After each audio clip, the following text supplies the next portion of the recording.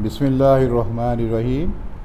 I will continue with the maxillofacial trauma. Last time we discussed what is the facial trauma and then what is the etiology of this facial trauma, emergency management, and here we discuss very briefly ATLS scheme, primary survey, resuscitation, secondary survey, and definitive management plan. Then how you take the history of a trauma patient, especially head and neck, and physical examination, and then the investigations which are important, plain X-ray, CT scan, MRI, and then we discuss mandibular fractures in detail and different classifications and management.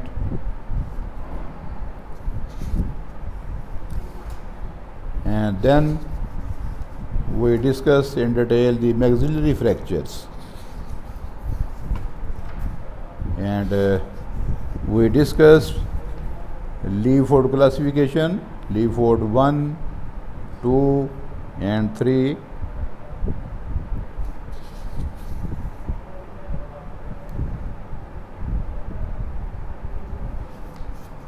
What are these fractures and what is their management?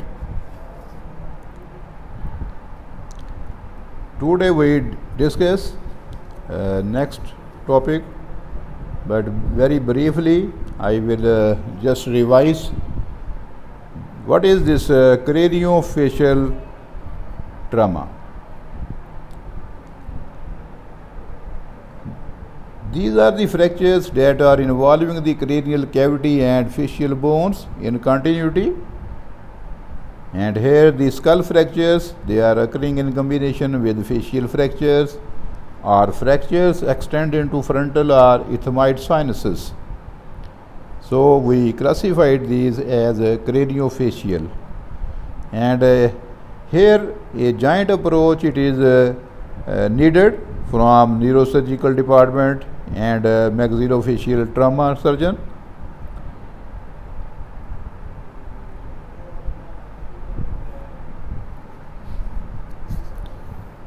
And if the fractures occur at all levels of the face, this is called panfacial fracture.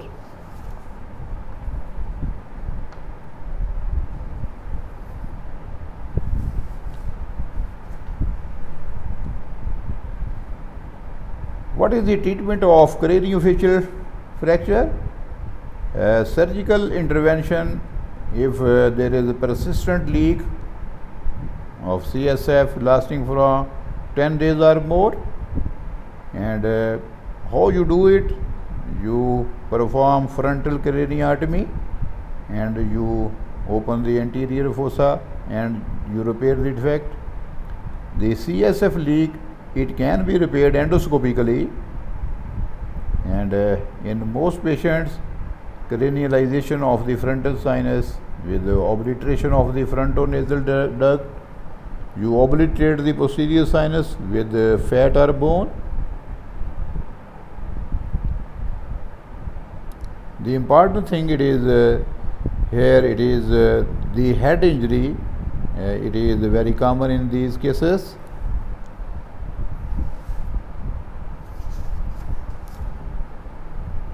The panfacial fractures, they are the fractures at all levels of the facial skeleton. It includes the upper, mid and lower face. It indicates a significant force and energy transfer. It is associated with the associated injuries to the brain, cervical spine and other organs are there.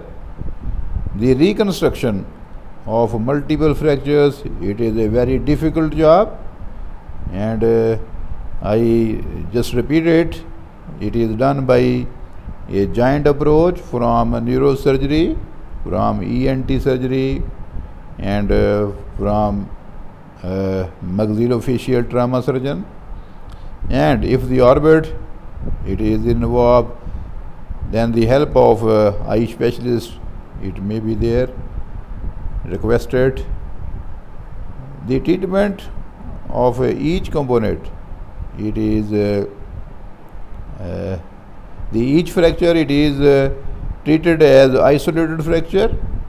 The sequence of repair it may be from top down, craniofacial, zygomatico-orbital, maxillary, mandibular, or bottom up, or inside out, or outside in.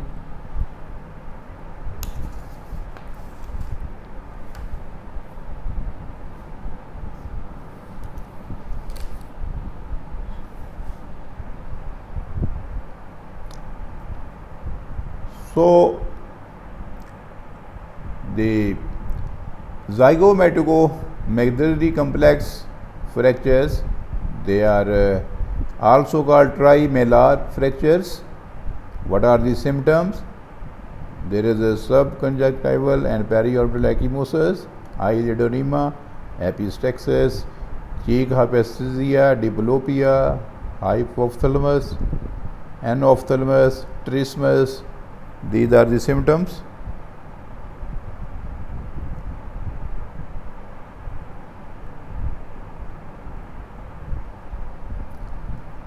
Four sutures are involved in zygomatico-maxillary complex fractures: zygomatico-frontal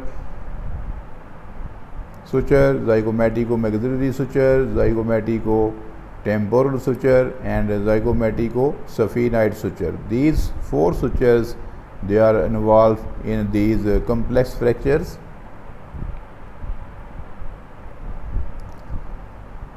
The management it is by stabilizing the zygomatic arch.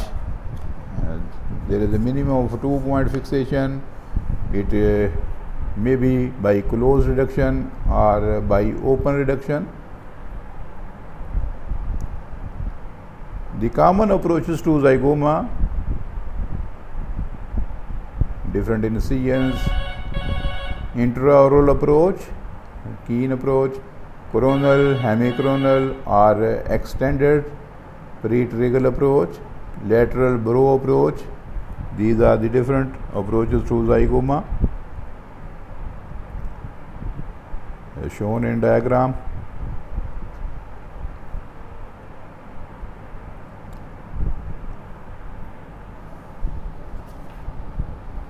The next is orbital fractures.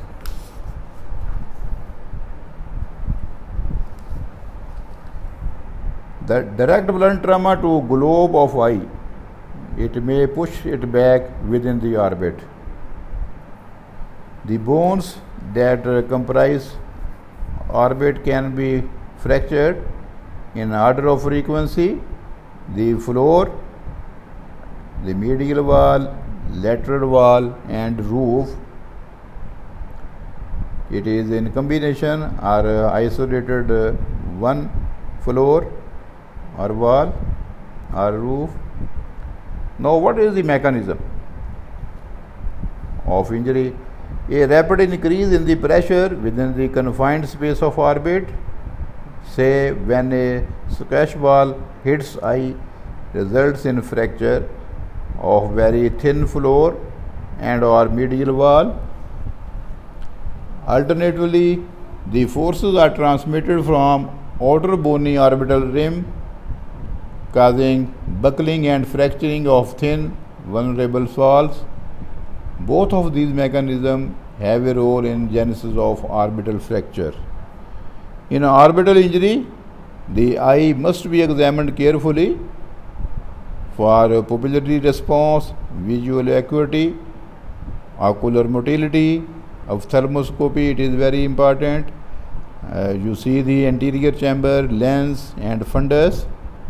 Binocular diplopia indicate motility issue, and monocular diplopia indicate a problem in globe such as dislocated lens or retinal detachment.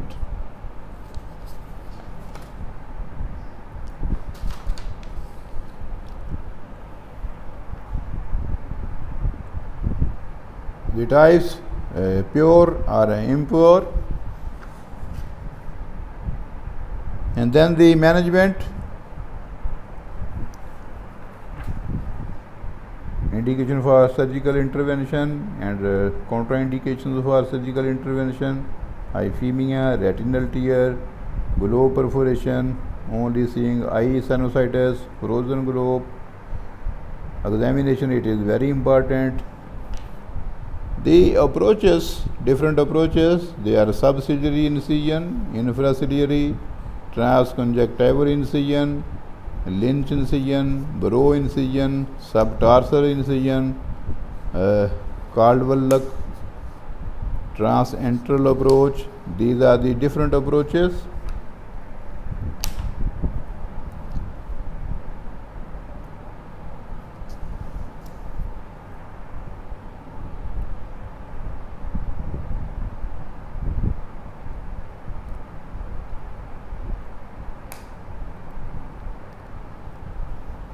The blowout fracture of the orbit, any fracture that involves orbital floor, leaf 4, 2 and zygomatic complex has the potential for orbital content entrapment.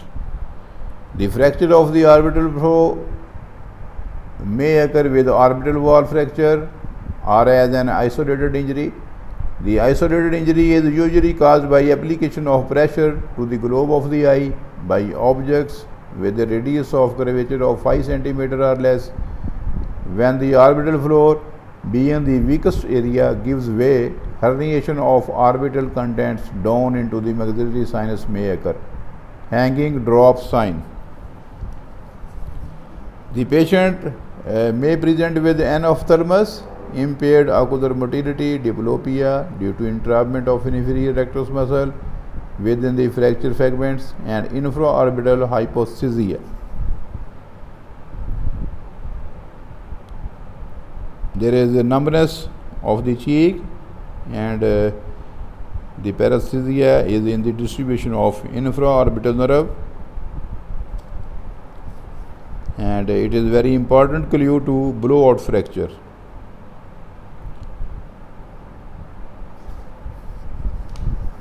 Inferior rectus entrapment is much more common in children, and you treat it as emergency because muscle necrosis can occur, and it will lead to irreversible damage. Also, a retrobulbar hemorrhage is a surgical emergency because if left untreated can lead to blindness. It presents with decreasing visual acuity, increasing pain, loss of pupillary response, and tense proptosis. This is emergency, and the treatment is surgical. But meanwhile, you start acetazolamide, mannitol, and steroids. And what is the surgical procedure that is done? It is the lateral canthotomy or cantholysis. The investigation of orbital injury, it is the coronal CT scan. If the retrobulbar hemorrhage is the diagnosis, you treat the patient prior to scan. Don't waste time in doing CT scan. Otherwise, it will result in blindness.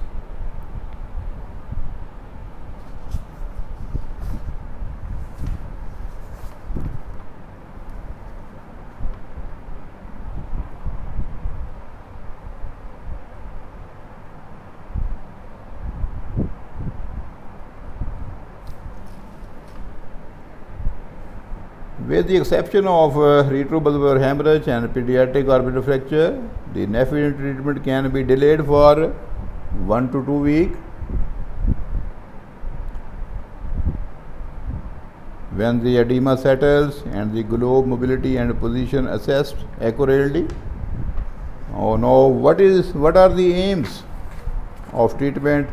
Reduce soft tissue herniation restore continuity of orbital floor, restore any deficit of ocular function caused by extraocular muscles. These are the aims. The defects of orbital floor made up with bone graft or titanium mesh or rigid material. These materials fixed with wires, screw and plates. So the treatment is open reduction and internal fixation.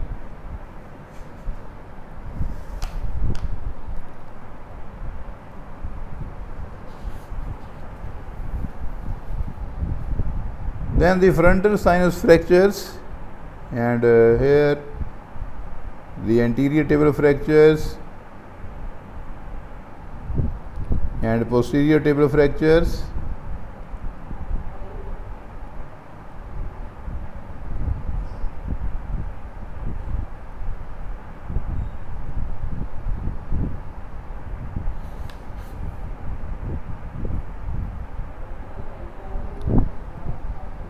The other important topic, it is the naso-orbito-ethmoid fractures.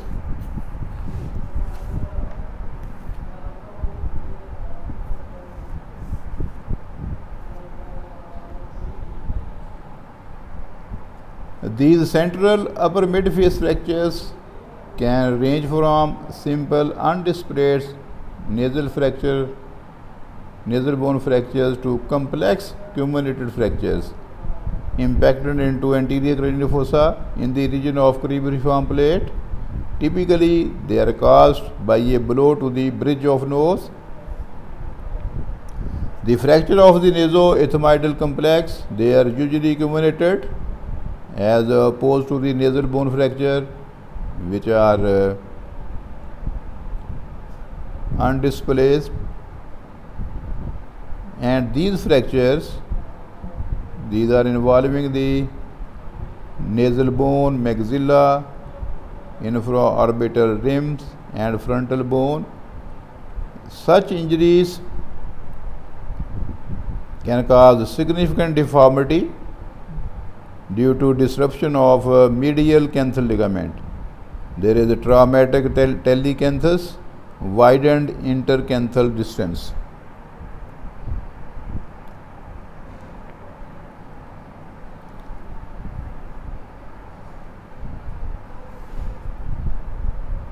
More severe fractures, they present with periorbital ecchymosis, swelling, nasal bleeding, with bridge of nose depressed and nasal tip rotated upwards, allowing nostril to be seen straight on piggy nose.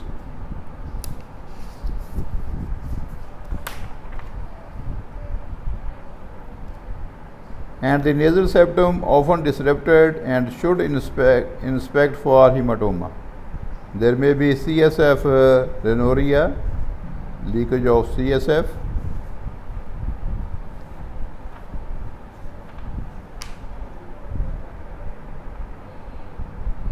The investigation of choice, it is the CT scan. The treatment, it is delayed for 7 to 10 days. Now, what is the treatment? The management, it is first reconstruct medial orbital wall prior to repair of medial canthal ligament. Must consider associated injuries, may attempt close reduction if medial canthal ligament and lacrimal system is intact. Telescoping nasal bones and frontal process of maxilla.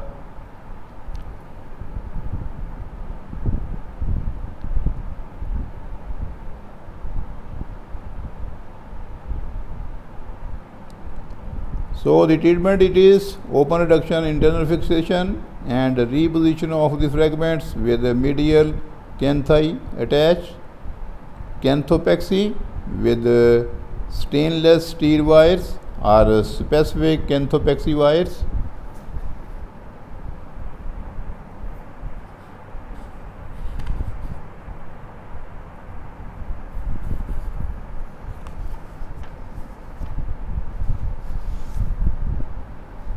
The nasal fractures, they are most common fractures.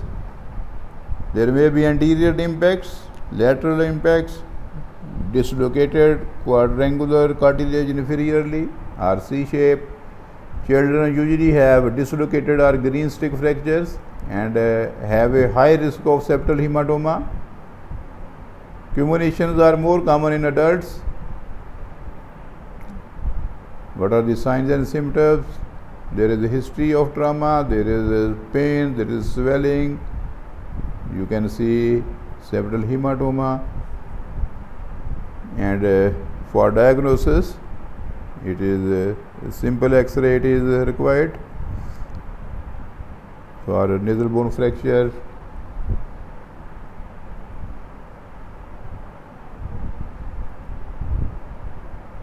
And then the CT scan. This is the other investigation. The initial management, pre-operative photograph, X-ray may be considered for medical legal documentation. Septal hematoma, open fracture must be cleaned, and then you advise antibiotics. The surgical management, generally the nasal bone depressed or deviation may undergo closed reduction, open reduction with internal fixation. This is the other option. It is called septorhinoplasty. And pediatric nasal fractures generally should be treated conservatively.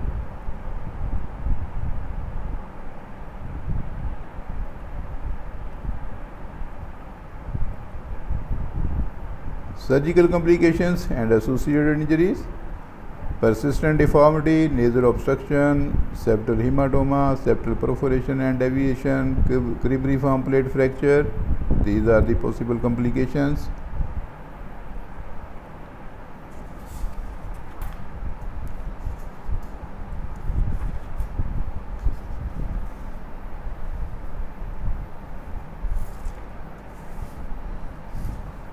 Now, a few words for dental injuries. This is your topic, but very briefly I discuss it in a few lines. The primary dentition fully erupted by the age of 2.5 years. The first permanent teeth, lower incisor, erupt at the age of 6 years. Between the age of 5 and 13, primary dentition, it is shed and replaced by secondary teeth.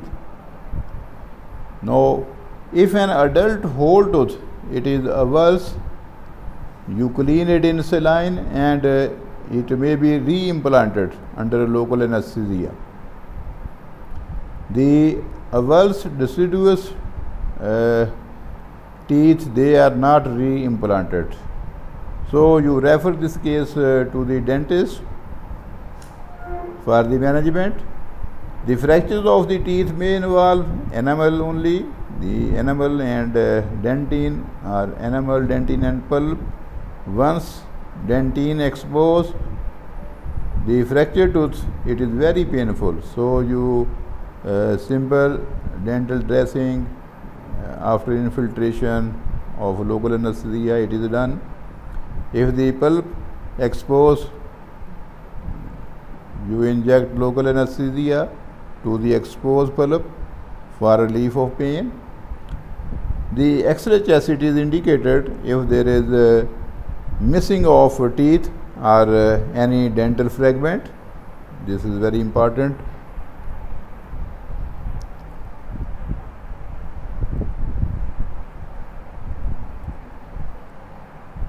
Now,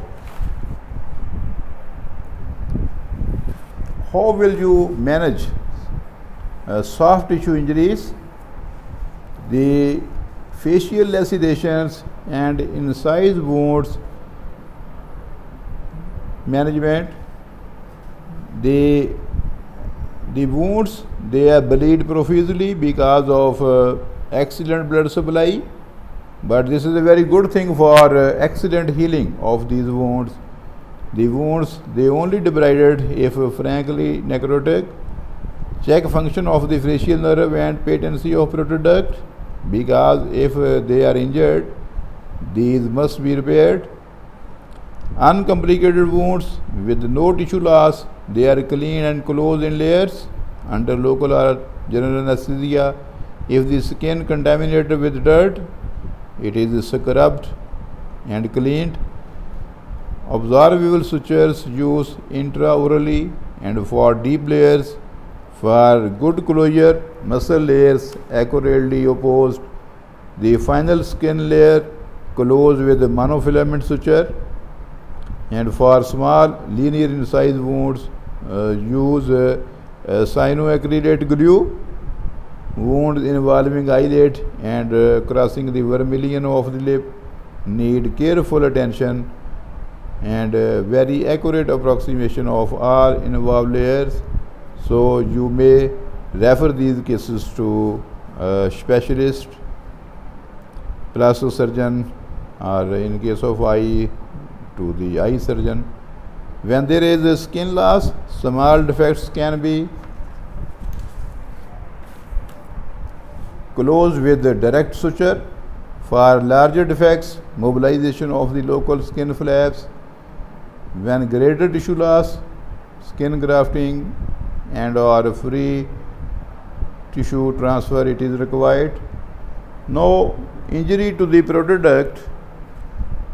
When the protoduct, it may be damaged in an incised wound or crush injury, it is very obvious as the saliva it is leaking into the wound. The buccal branch of the facial nerve, it is often injured at the same time. If the duct transected or damaged, repair over a cannula inserted into papilla. It is best done with magnification loupe or microscope under general anesthesia. The facial nerve injury. The facial nerve, they are, if injured, they are best repaired primarily. Injuries that lie behind a line from lateral canthus or eye to the angle of the mouth are repairable. Best achieved under microscopic magnification. The facial nerve repair, it is under microscope magnification, and a nerve stimulator or monitor, it is very helpful in identifying the cut nerve ends. The animal and human bites. The facial bites should close primarily and not left open. All the bites should be debrided carefully and closed in usual way under antibiotic cover. If significant skin loss, tissue loss, stage reconstruction, it is recommended. The important thing, it is the examination of both the motor and sensory nerve function conducted prior to local anesthesia, and the tissue loss can occur and warrants specialist referral. Careful cleaning, debridement with the removal of all dirt, it is very important. It minimizes the chances of wound tattooing. Thank you very much.